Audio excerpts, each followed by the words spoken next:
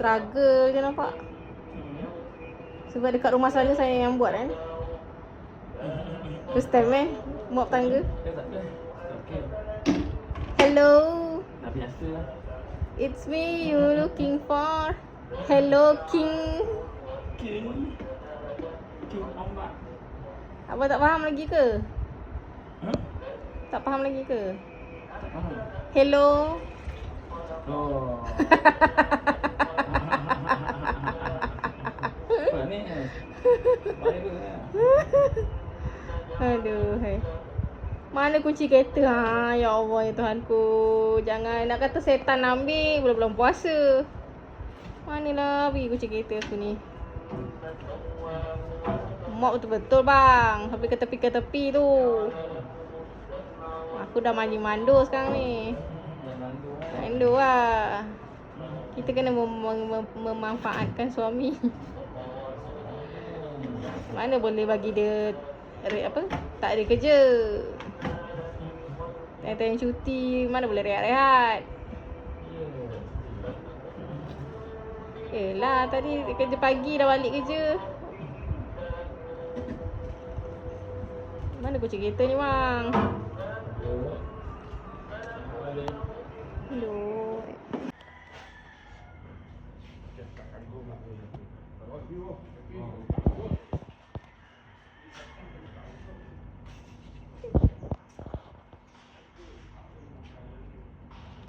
Ya. Membawang ke? Ha? Membawang ke?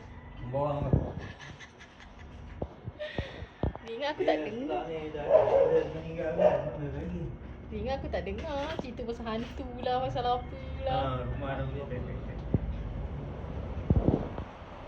Mana tahu ada nampak ke? Ada dengar lah. Tidur malam. Ada pintu bunyi. Dia boleh buat cerita hantu. Ada pintu bunyi krik krik. Ha. Mana-mandai je. Mulut jangan Mulut jaga Burung ada. Malam. Kuat bunyi. Ha? Kuat bunyi. Kuat ni. Apa layan? Tengok dapur tak ada. Buka lampu tak ada. Pergi atas buka lampu tak ada. Ha. Lampu tengah malam. Tengok malam lah. Kau nak tahu tak pukul berapa? Waktu tu Tengok jam dah pukul 2 macam tu. Kedua. Pagi. takut tak? Tidur je lah nak buat macam mana. Lampu buka lah tidur. Tangkah tidur je lah. Apa?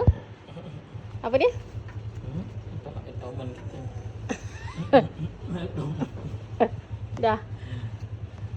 Tahu tak macam mana dah cakap dah tadi? Cik. Malu, tak pernah buat kerja Tak difokus ni. Takut salah. Tak apa, semua manusia melakukan kesilapan. Mana dah? Bang, cuba buat satu-satu dulu. Bang, kau sangkut dulu yang itu. Kau tak nak tarik-tarik semua. Ni sangkut eh. Ha. Kau tarik semua ke? Ha. Tu sebelah dia tu kan ada. Ha. Terus sangkut. Sang sendiri je pak. Masukkan je habis-habis. Semua Penuh-penuh kan. Boleh?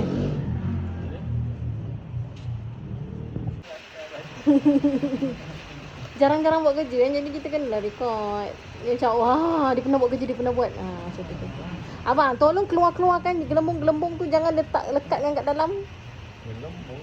Kan semua gelembung-gelembung tu keluar. Yang sebelah dia.